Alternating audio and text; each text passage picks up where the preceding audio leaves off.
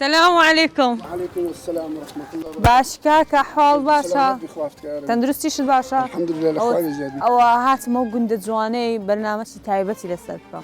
بخير من يا كم بس توشم بتوش يعني توشي توبو. بخير من سيدا كيبوس بين الزوي. والله بتمعلي عشاري بس فرم زاربات نتهاش بخوين. يا أخو والله أو قند ما هذا استدريان باش بي. قال باشا. دبابتي نتاعي. على البرنامج دخين. والله دستكان خوش بدي بابرك. فرمو. ياخذ دستكان خوش بيتن أبا أرتاكه. دي بيتاكه والو مرة دقري يشيلو خوت هقرا بس هي كيداني.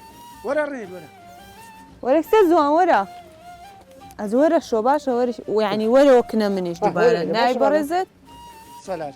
كاك سلاد ورا بعطي روخو مالو مرات أنا بكنت خوا.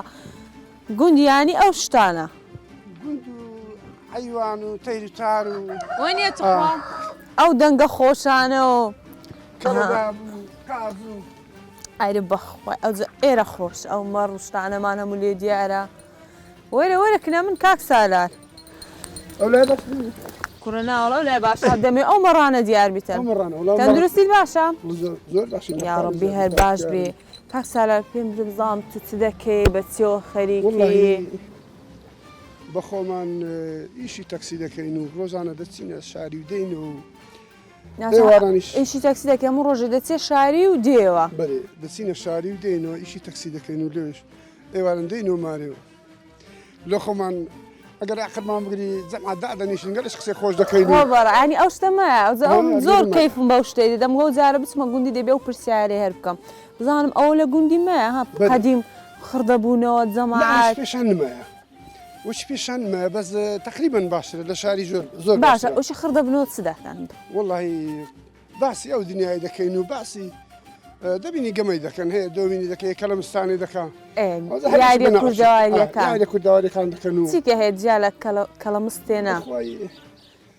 أديك كلاوين جواز لقيت. هذا خوي كلاوين بيرين كلام الثاني. إيه باشا. دوبيني وقصي خوشة وسردانة. شوي زستاناني دريجة أو شتا كردواري أنا ها خواردني هالدقرن لو زستاني دخون. يسعون معه. استأوزن معه. هم باكسبوا يرزقيرني. إيه. هم باكسبوا لي أيام فوتا. خبرات. بيرو شدنيا. بخوي بيرك ما نقول لك عند اللون ده هي بسلوى لا خوالي لا أولي. بيرك تقريبا دوازم تربوسي سارة. بري فلش وين ده براسي. باشلو باران كم باريا. باران كم باريا. كباران كم باري أو كم بي أو سر عادي كم بي. وين. كأوش كم بي. تمشي أخي. باران مشد نابتن أوي كم ده بكن. أنا شم باكسنا. والله باشا خرشي أو جندي بتسيو خريكة. والله زوري بعملاتي وبحيوان بأجل داري. يعني دير أجل داري زيادة لا باخت سو أوانا. بري فن. أوان أجل داري بزيادة إيه أجل داري. يا ربي ليش تصابي؟ عملاتي أو هي تاك بتي ده بيج مرجي أوانها.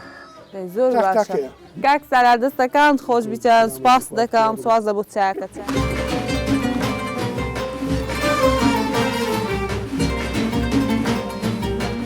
أو تخوارنا كا. علفي هيلكي. أو علفي. علفي هيلكي. علفي هيلكي. خو مش معناها. إيه. بس أو علفة باشرة لبو هيلكي. أو علفة باشرة لبو هيلكي. هيلكا كخوش تردبي؟ لا هذا بهيلكي دين عايز. بهيلكي إيه تيجيش. ده زور باش با هندق ناني عم بدي بوس بيني بخون سام خواردي نامي عن جناني بخون.